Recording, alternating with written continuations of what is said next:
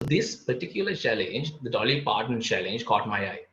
What I found interesting about this is we as a personality, portray ourselves differently through different social medias.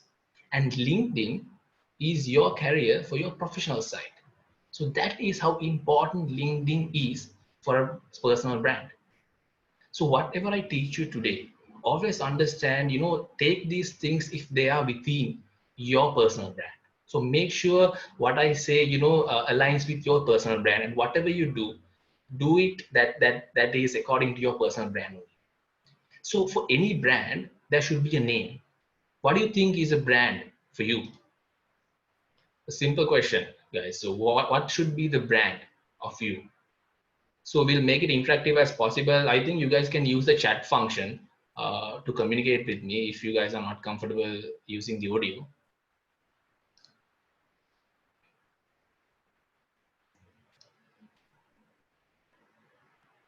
All right.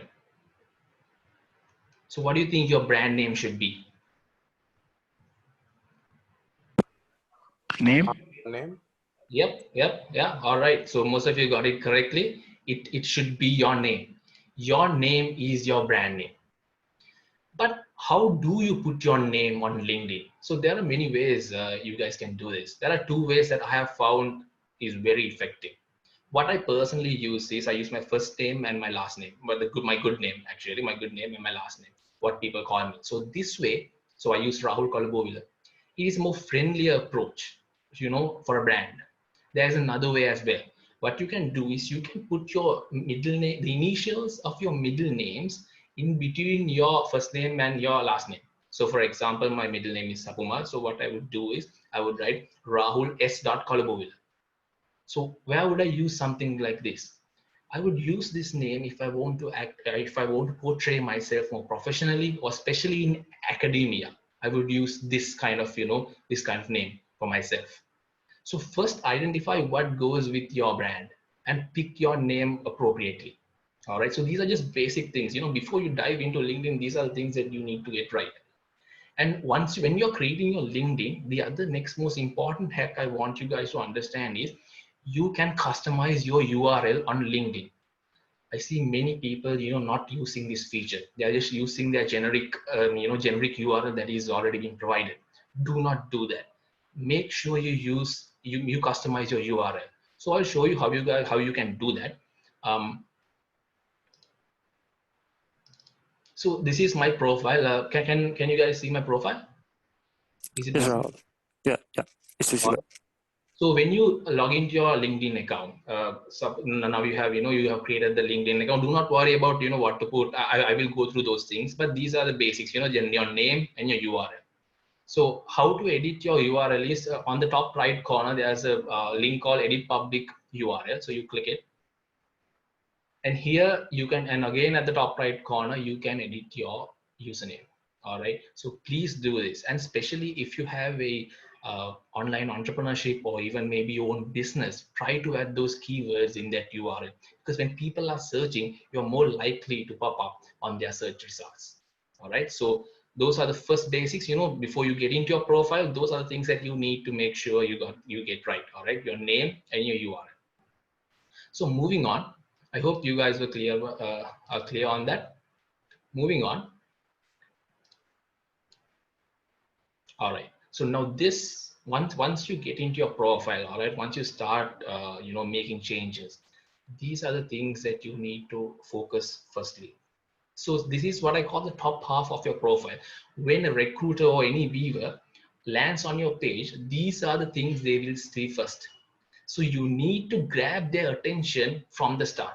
If the top half is not good, no matter how good your experiences are, how good your education now, how many endorsements you have, they're not gonna go through them. Because when a recruiter searches some keywords, they're gonna see these things. They're gonna see your profile photo and your headline. All right, so those things need to be on point.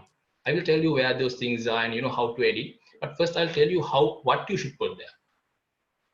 So the first thing is the profile photo. All right, I cannot stress more on this, especially in what I've seen on LinkedIn. Guys, you need to have a professional photo, because having a professional photo, will actually increase your chances of getting views 14 times more than for a person with a normal photo. And you're more likely to get messages and also connection requests on LinkedIn if you have a professional photo. And having a professional photo, you just need to check four boxes, all right, to have a professional photo that suits your LinkedIn. So what I always tell people is, you should be smiling. That's the number one thing. You need to show that you are confident to your employers. And the next thing is you should be facing the camera. You should be facing the camera. And the third thing is, ideally, your photo should be from elbow up. You should have a photo that is cropped so that you only see the portion above your elbows. And the final thing is, guys, um, and the final thing is, you have it elbow up. And the final thing is, guys, you should be wearing formal wear. I've seen people, having LinkedIn profile photos with casual wear. That is not good, guys. You should be wearing formal wear. All right. The next thing. So once you got those things right, you got yourself a professional photo. And the next, so another question people ask me is, should I invest? Should I go to a studio and get the photo done?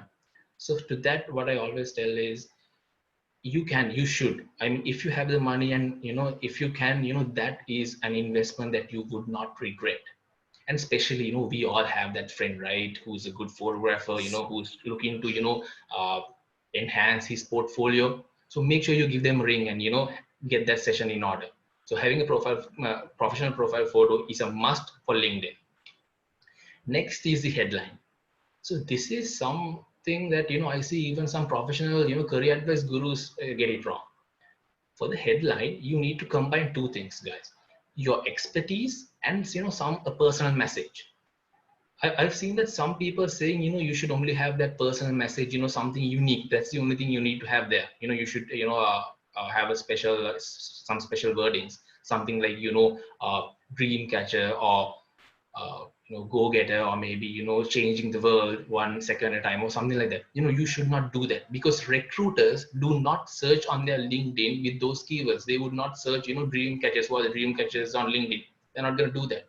What they're going to do is they're going to search for lead software analyst, maybe, or data analysts or accountants. So those are the keywords that they are going to push in. So make sure you add those keywords. Make sure you put your expertise as your headline. That is very important.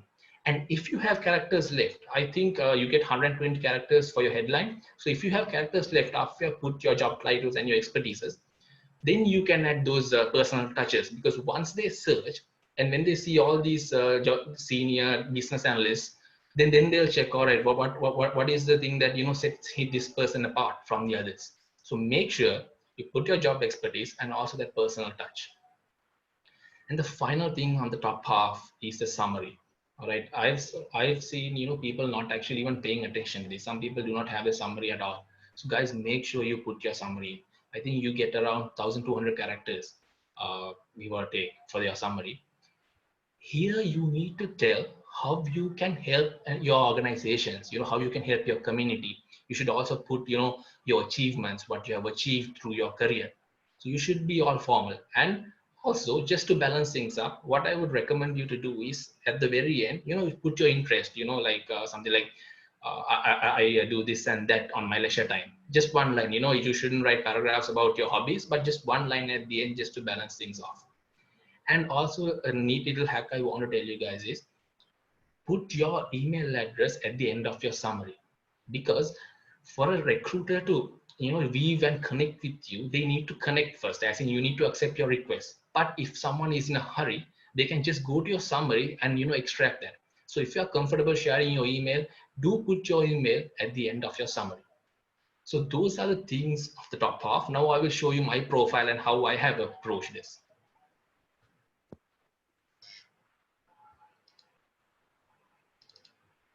All right, can everyone see the profile? Is it visible? Yeah. All right, perfect. So this is my profile. As you can see the cover photo, so I have put something that what I do, basically comparing public speaking. So I have taken a photo from an event, so that people know when they get into the page, they know what to expect. All right, so if you have a personal brand, or if you have a business running, make sure you put that logo. That's all right, because you can get extra reach through that. And the next thing I want to show is my photo. As you can see, I'm smiling, I'm looking at the camera, I'm wearing formal wear, and yeah, the photo is from elbow up. And as you can see now, this is the headline. All right, so this is the headline. This is my headline. I'm a public speaker and I'm a data enthusiast. I'm a student at Statistics Department, University of Colombo. And now this is my summary, guys. So they just show three lines, but you can just click see more and see the full summary. Here, I've seen people doing two things, like writing the summaries in two different ways. What you can do is you can either write it in first person, first POV, or third person. All right. So third person is like you can say that XYZ Rahul Kalbovilla. For me, it's like Rahul Kalbovilla is a company and a public speaker. And if you're writing on first person, maybe it should be I am a public speaker and I did this and I did that. All right.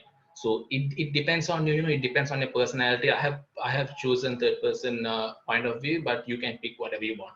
And as you can see, I have also put the put my summary at the end as well. So make sure you get your profile photo right here. And if you click this edit button here, you can edit all these things because this is the headline. All right. So those are the things that is relevant to your top half. So, all right, guys, top half is the most important element on your LinkedIn. So now let's go through. I hope everyone is clear about the top half. Yes. Yes, Rahul. Yes. So moving on, experiences. Now you after recruiter sees and notices your headline and your summary, what they're going to do is they're going to see if you have actually walked the talk. So what you need to do is you need to identify first what your work experiences are and your volunteer experiences, and how to write your work experiences. So for work experiences, usually what we call that is relevant to your field, all right, relevant to your experience, and you are usually being paid to do this kind of work. And once you add your work experiences, I've seen that a lot of people do not add the description. Guys, please, like on LinkedIn, they actually let you put a description to your job descriptions. Please add it. Especially, I mean, even like in Sri Lanka, you can actually go through it. Like people would not mind that much. But in other countries, it's very important that you put a job description. Usually, they write, they expect you to write a description about your work experience. So even even some people who have written their descriptions, I've seen them doing it wrong. What they do wrong is a lot of people, they actually write their whole job descriptions, their whole JD on their job description. You should not do that, because recruiters know who an accountant is and what their responsibilities are. You do not need to remind them that. What you should actually write are action driven sentences, bullet points saying what you did, what your achievements were. And if you guys can be concrete on what you did, like suppose you're an accountant and you initiated something that actually resulted revenue growth of this much percentage. So if you can write numbers and percentages on your LinkedIn experiences, that would set you apart from the rest. All right, so make sure your work experience, you get your work experiences right. Not only that you put a description about your work experiences. The next thing is the volunteer experiences. I think as Rotary actors, you have done a lot of volunteer work. So make sure you do those. You put those on your LinkedIn as well, because 41% of organizations give equal value to volunteer work as much as paid work. And also, I think there are a lot of undergraduates here as well. So for undergraduates, one of the main things that recruiters look for are volunteer experiences. So volunteer experiences are things like having membership in a Rotary club, or even a post, or something that you do to help out the communities, something that you do for free basically. And when I was in Australia and applying for jobs, in Australia, they actually look for volunteer experiences more than your, paid experience, work experience. So make sure you give priority to your volunteer experiences. And another important thing I want to tell you is how LinkedIn is different from your resume is you can add dynamic content. What I mean by that is you can link photos, videos to your LinkedIn account. Do that, because that is how you make your LinkedIn more colorful and have that extra pop on your profile. So I'll show you guys how I have tackled this. All right, so I hope you guys can see see my profile now. So Yes. these are my experiences. So as a public speaker, as you can see, I have been doing this in 2016. And now this is the description part. So these are the events that I have done. These are the events that I did and what I did. So I put my achievements there. And to back it up, I have also put media, photos to, actually say, these are things I did. So as a public speaker, I think that is very important. So these are another experience that I've had. And now if you want to add an experience, what you should do is you should just click the plus button. And I said you can put your title, the employment type. So if it's full-time, freelance, or whatever it is, and the company, the location, description. And also here you can, upload media on your own, or you can link to others. You can actually link to newspaper articles that you were featured in. So another important thing I want to tell you guys is I hope everyone knows the difference between freelance work and full-time employment. So the difference between freelancers. So freelance work is basically where you work for yourself, right? So make sure you know that, because I've seen a lot of people who have put experiences that are freelance, but they have not put that proper category in. So freelance work is basically work that you do on your own, that you're not working for anybody. It's just you working for yourself. Next, I want to draw your attention to my volunteer experiences. So these are my volunteer experiences. Sadly, for volunteer experiences, you cannot add media, but you can put a description and tell, these are the projects I did. This is how I helped my community. So make sure you do those things as well. Put those volunteer experience, especially for undergrads. This is very important that you know the difference between professional experiences and volunteer experiences. Then the recruiter will also know, okay, all right, this guy knows what he's talking about. Because sometimes I see a lot of people actually putting experience, work experience, volunteer experience in the work experience portion. So I hope everyone is clear on experiences and how you can share them on LinkedIn. Now I will move on with the presentation. So I'll come back to the presentation. I hope you guys can see the presentation now. All right, so the next thing is academics. So most of us have done our school, and some of us have completed university or maybe higher degrees. So how do you put your education qualifications on your LinkedIn? The first thing to identify is know the difference between education and licenses and certificates. These are some professional nouns that you should know how to handle. And if you do not know which goes where, then the recruiter will also think, all right, he doesn't know what he's talking about, even though you have learned that particular skill. So what education is, what you put on your education is any formal institute that you go to for education. So just to difference between those things, I think it's better if I give you a concrete example. So imagine I'm a student doing a CIMA at Wisdom or Achievers. What I would do is I would put Achievers or Wisdom as my education. And once I have completed my education, and once I've gotten my strategic level, I've gotten through my strategic level, I get a certification. Then I would put that certification at licenses and certificates. So that's the difference. I hope everyone understood what the difference between licenses and certificates and education. I'll give more examples. So for education, you can put your school, your university, those things, and institutes, like CIMA or Wisdom or Achievers. For license and certificate, it's more of, if you got your CIMA certification and online courses that you might be doing these days, those are the things that goes in license and certificates. And in the education field, I want everyone, because most of us have done extracurricular work at school or maybe uni or wherever it is. Do put those things and share them using media and links that will add that extra color, as I said before, to your LinkedIn profile. Make the effort, and you will actually see great results. So many views on your profile, and you will identify the difference at the end of the day. So I'll show you my LinkedIn profile.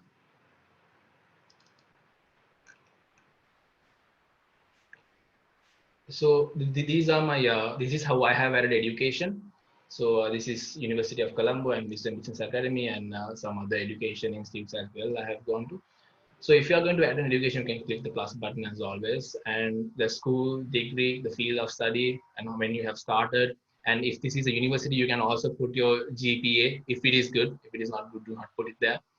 And also you can put activities and studies as well, the extracurriculars that you did. Make sure you do put that if you did. And you can put another small description about it. Also, this is the most important thing, guys, uploading media and linking stuff that you have been featured to. This is a must if you do have those media. That is how valuable media is in the current age. So that is about education.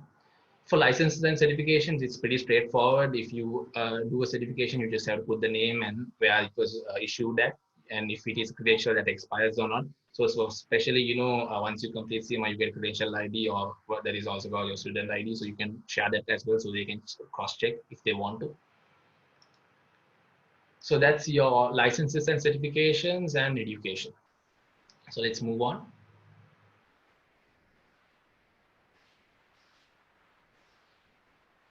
Perceptions. So endorsements and recommendations are LinkedIn's way of telling the recruiters how you are viewed by your peers, your seniors, your juniors. So you need to make sure you optimize this, because after they go through your top half, your education, your experiences, they're going to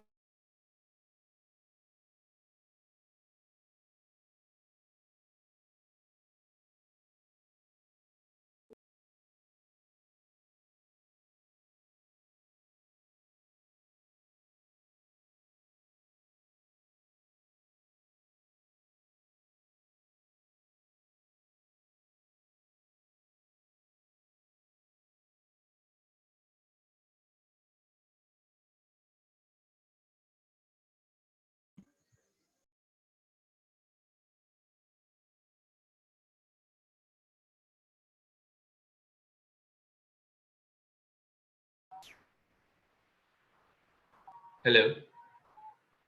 The connection was dropped. Can you guys hear me again? Yeah, yeah. Yeah. I think we'll have to wait, right? Is everyone on? All right. Okay. Give me a sec.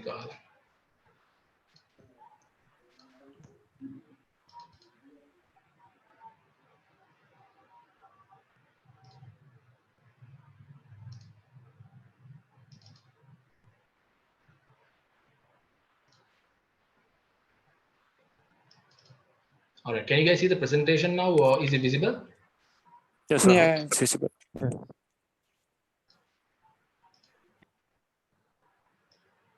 All right. So I was talking about the difference between endorsements and recommendations. Was that? Did you guys get that, or should I repeat it again? Endorsements and recommendations. Can you please repeat it? Yeah, sure.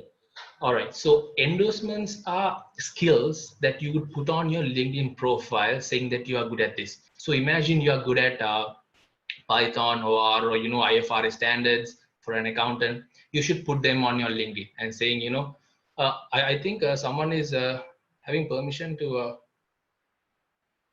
Guys, can the host just check the permissions on the account, because someone is changing, writing. All right, you guys can hear me, right? Still. Yes, Rahul. Yeah. So, yeah. So endorsements are basically skills that you are telling everyone else, you are good at. And people can come and, say that, yes, you are good at Python or Java. So imagine you have put Java as a top skill of yours, and a recruiter is searching for a Java programmer. So if you have more endorsements, you're more likely to get on top of their search result. So that is how important endorsements are. And when it comes to recommendations are very personalized messages by your peers. And you got to make sure that you get recommendations not just from your friends. All right, it should be from your seniors and your juniors as well. It's better if it's from a random group, like if every aspect of your professional career is highlighted. So When and who and how to ask for recommendation? That is a big question a lot of people have. What I would advise you is do not be shy to ask for recommendations.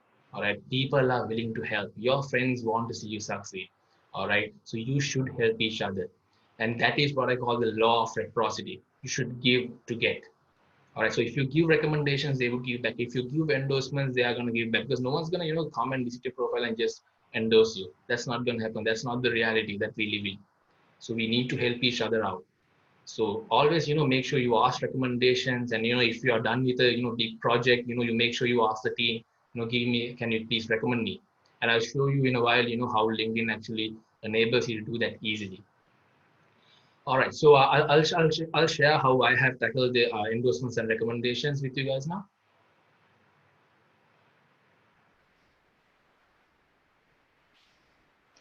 So these are the endorsements.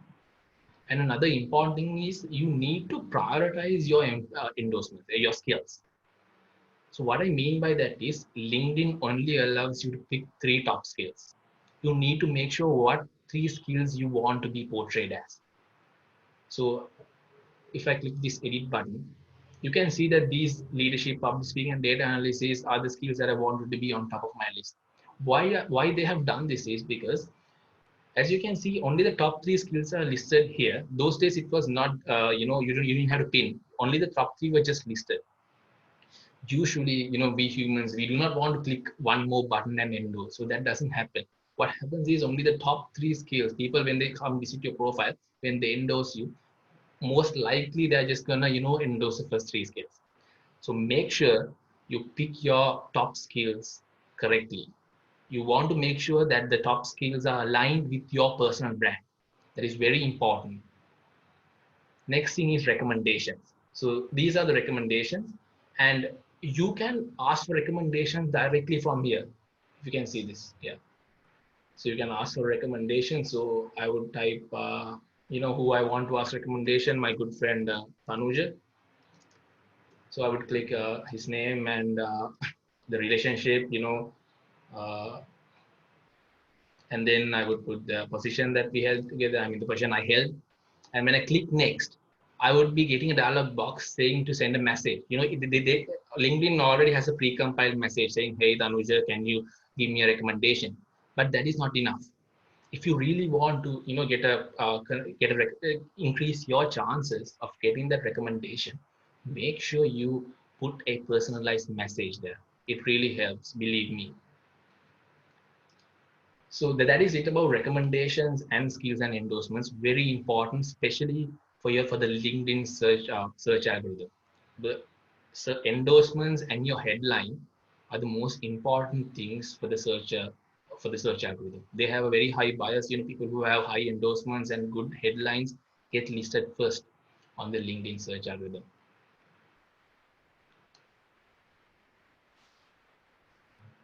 All right. So those are the things. Those are the minimum requirements you need to make a proper LinkedIn account. Once you complete these steps, LinkedIn will recognize you as an all-star account. What an all-star account is if you have completed these steps, they would say, all right, your LinkedIn profile is complete. So once you complete your LinkedIn profile, once you have put your experiences, you got your headshot taken, and you have put the endorsements that people have endorsed you now, what's next? The next thing is to connect and learn and improve. What I mean by connecting is you need to at least spend 2 to 5 minutes daily on LinkedIn and connect with your peers, with like-minded individuals on LinkedIn. It's not like Facebook. Facebook is different from LinkedIn. On Facebook, we are trying to have personal connections. Here, you are going. What you are doing is you are having professional connections. So for professional connections, you should send requests. You should connect, network with people. That is the whole point of LinkedIn. So make sure you send in those connection requests. Do not be shy to send them. If you know a giant in your industry, do send them that connection request. They are more likely to accept. Well, like most of the time, 95% of the time, these people that you think are, so big on your industry, giants in the industry, they would accept your request because they are also, they when they see your profile, they know what they went through. So make sure you send those connection requests. So sometimes this is another neat hack that I want to tell you guys. Sometimes, with these people, they get so many requests, they can't accept. So how do you connect with them? Because you cannot send a LinkedIn message if you're not connected. There's a neat little hack to this. You should get into groups. So you should check what this person's groups are, and you should apply for that group. So usually, LinkedIn groups, for LinkedIn groups, you need to be accepted. And if you get accepted to a group, you can send 15 free messages every month to people in that group. So that is a nice way if you want to, have, send messages to people on LinkedIn that you cannot get connected to easily. And also groups help you to expand your horizons on your professional journey. Especially I've joined I joined a SEMA group recently, and they put updates on uh, industry standards, changes to the case study. So make sure you use that. You make sure you use groups to your advantage. And the next thing is to learn. So once you start connecting, you will see other people's profiles, and you will see, all right, so this person, so I have, he and I have both done the same thing, but he has represented it very differently and very nicely, more appropriately. So you can learn from that person. That is how I learn a lot of things from LinkedIn. Most things I've learned is I've learned from looking at people who have done it better than me. And if you repeat these steps, first and second steps, you will take your LinkedIn account will be at a bigger level even before you know it. So make sure you repeat those steps, and you can improve at a very good pace, because the only person you are comparing yourself with yourself. All right, do not compare yourself with others, but always see, how my LinkedIn profile was yesterday, how many connections I have more, how many groups I have joined, have I posted anything? All right. So the final thing is content.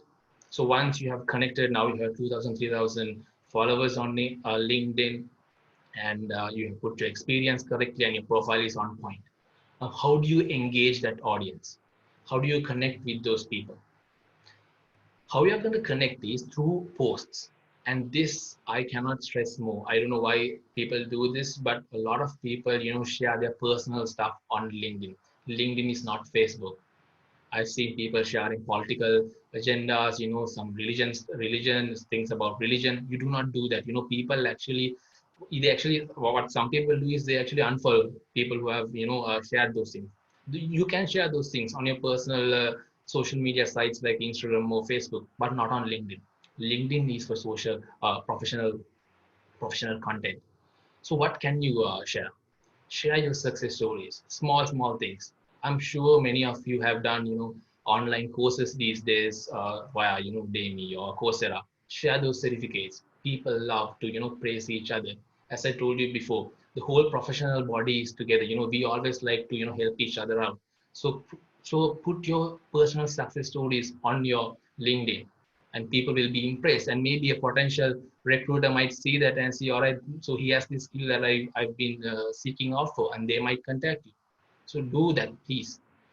And the next thing is native content. This is a small hack, like how LinkedIn promotes content on its feed. You'll get more reach if you upload a video rather than just linking it on YouTube. So this is something LinkedIn does to support its own content. So just keep that in mind as well. And also articles. I cannot stress the importance of articles. I know most of you have article writing medium, like you might be using Medium or WordPress, but I've seen that so many pro LinkedIners, what they do is they actually put an article that is specific to LinkedIn on LinkedIn at least once a month. So if you have the time, make sure that you put articles at least once a month, and it will get you so much reach. I think the highest bias that they give for these posts are to articles. So make sure, if you have time and you do make time, to put an article at least once a month.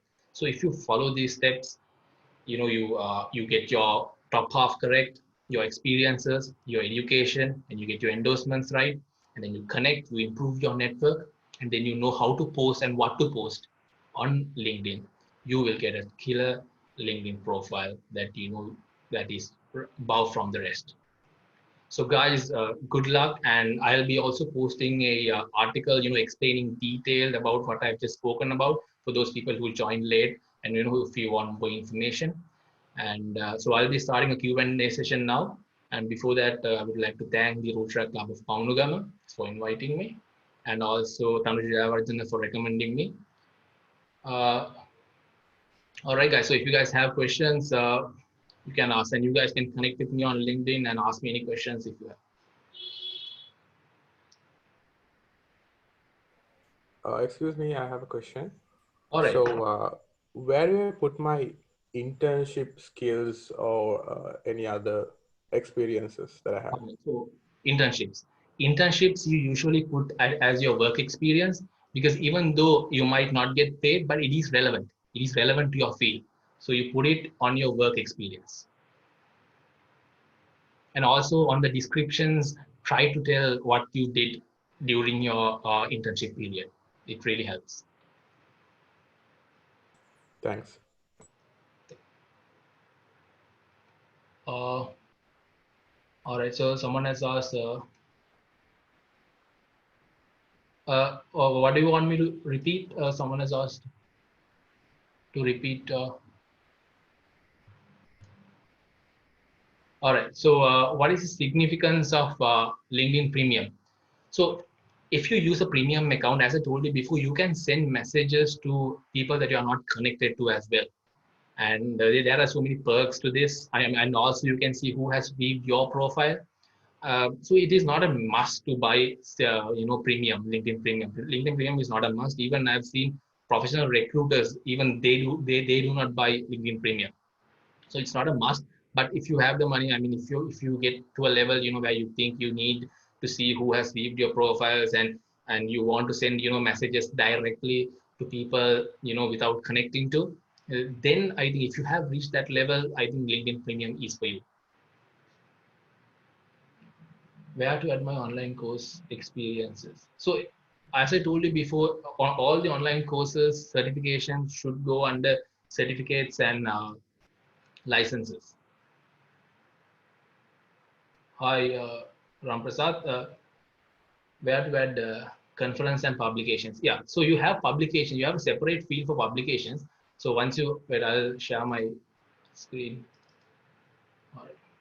So I hope you guys can see my LinkedIn profile. So at the top, when you can see this add profile section. Once you click this,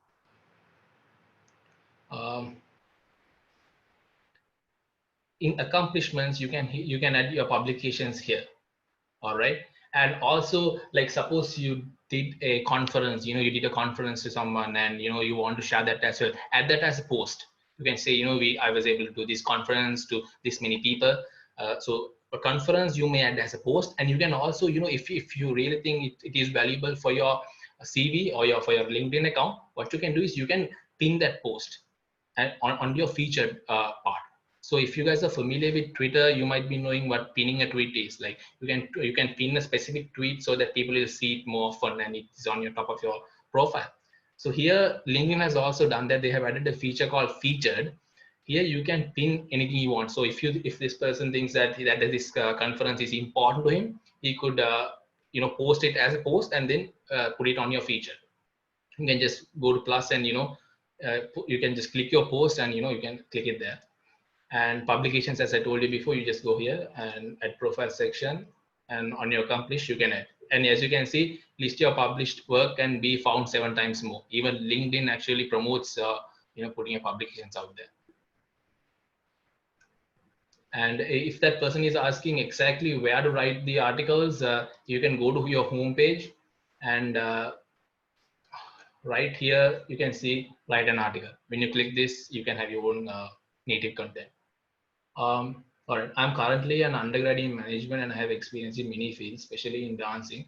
Shall I add those kind of curricular activities? So if you're an undergrad, most probably you will not be having professional experiences. So I would actually advise you to put your volunteer extracurricular activities. And so this falls under extracurricular activities. So do put it. So do not put it as a work experience, but put it as a extracurricular activity under your university. is it good idea to include two rivalry organizations as yes, that would not be a problem, because right now the industries are changing. Even in the even in corporates, people move from rival companies. They move from rival company to another. But people like it's not like those days. People are more, these are organizations. What I want to tell you is we are all having our separate paths. We do not belong to separate organizations.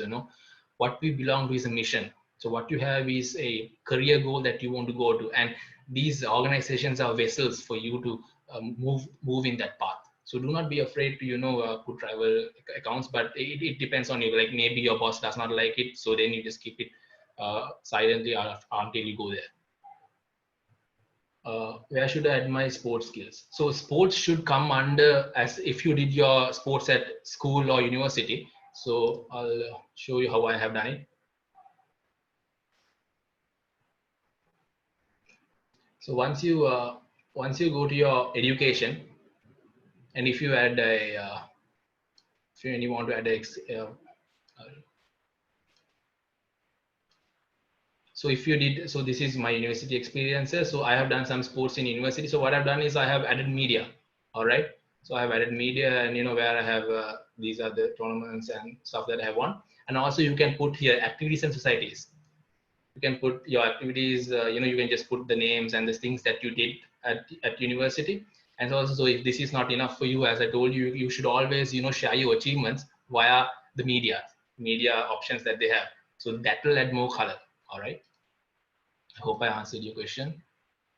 Hi Rahul, what are the online? Hi Ahmed. What are the online courses we could do these days? And please recommend any websites which would help us during this period. So, what I can recommend to you is there are so many online courses that you can do. People on LinkedIn, they use. I'll just show you some of the courses. I think people, I think they just share as well.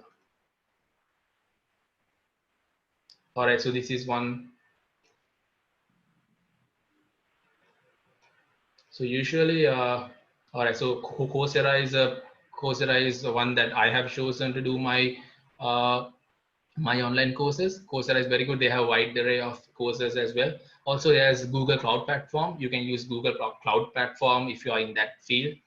Coursera has a wide array of courses, not just for IT. It has hotel management to accountants to so many things. So you can try Coursera and also Udemy, Udemy.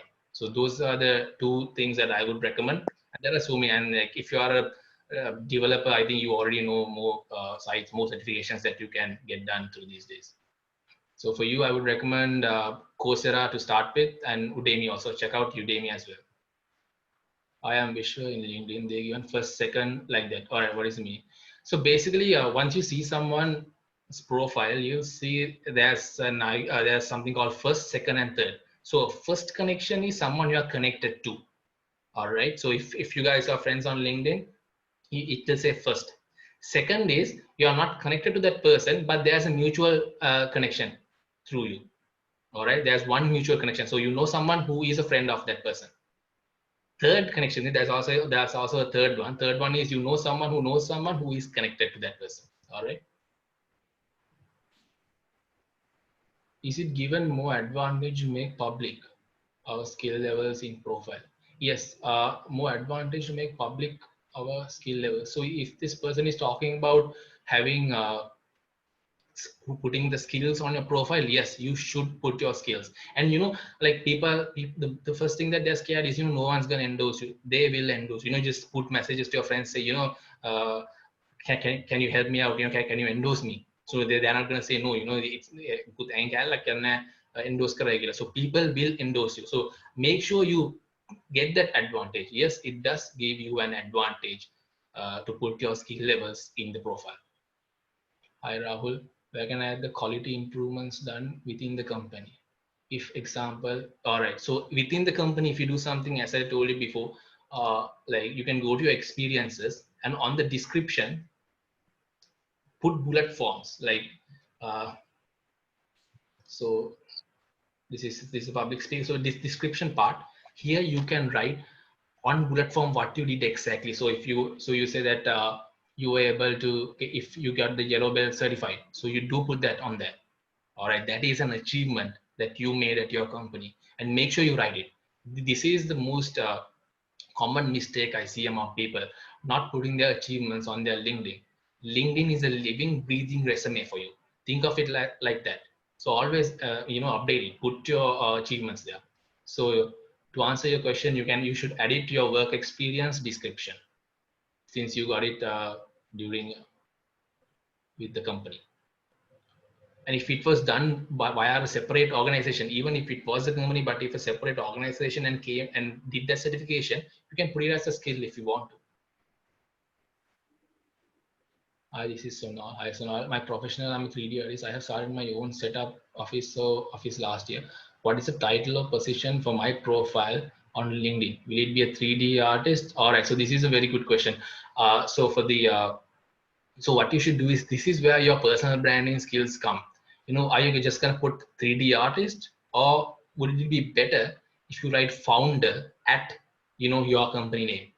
So you should come up with a company name now, and you should write here founder at whatever your 3D company is. And also, since you might be really good at your editing skills, you should also have a nice cover with your company name as the cover photo as well. So I would advise you to write, yes, founder at some 3D element as well, because when they search for 3D artists, that name should also go there. All right. Or you can write creator, founder, or some people do is they write founder / creator, artist. You should not be confined to one job title at those titles. That is why they give 120 characters to your headline, because LinkedIn knows you cannot just describe your job title in one word. What are you suggesting, doing a private account or keep? Example, if private account, they'll have to connect with this to read more. If private account, they'll have to. So I would actually advise, on LinkedIn, you actually maintain your professional information, right? That is why I told you should not put your personal stuff on there. So I would advise you to keep it public, your LinkedIn account, because you are actually having a professional relationship with your recruiters. So you do not want to hide anything. You want people to see your achievements, because the only thing you're going to post here are your achievements and your success stories, or the things that you have been up to. All right, you're not going to give you're not going to write your personal, who your boyfriend is, or you're not going to put your personal information there. So I would advise you to have it as a public profile, so that it is easier for the recruiters to see your achievements and connect with you. Is it good to add CV or resume as an? All right, so I have seen people doing this. So what they do is they actually, sometimes what they do is they post it on their LinkedIn account, and then they feature all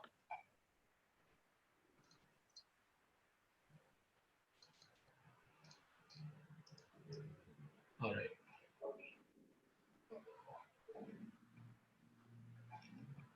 So what they do is they post their CV on LinkedIn, and then they usually pin it on their featured column.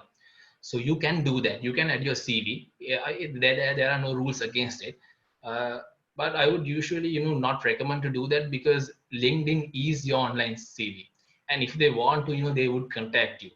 But there are no hard rules not to put your CV there. You can put it, and if you are putting it, the way to do is you can add it as a post, and then you can feature it using this feature idea. All right. So is that all the questions we have? I think I answered all of them.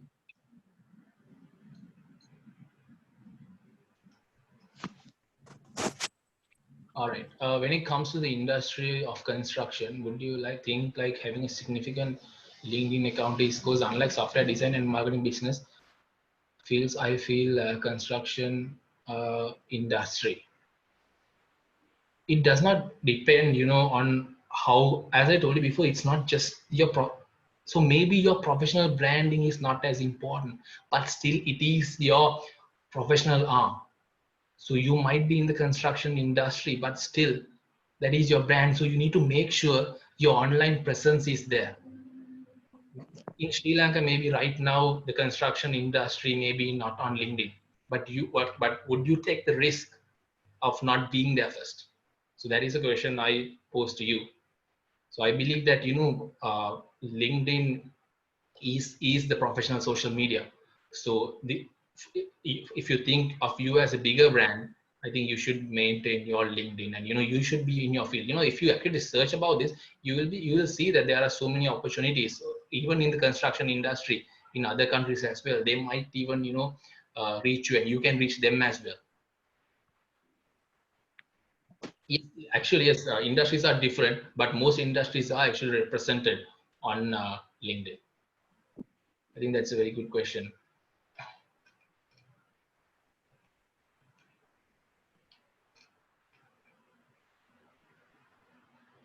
Are there any more questions?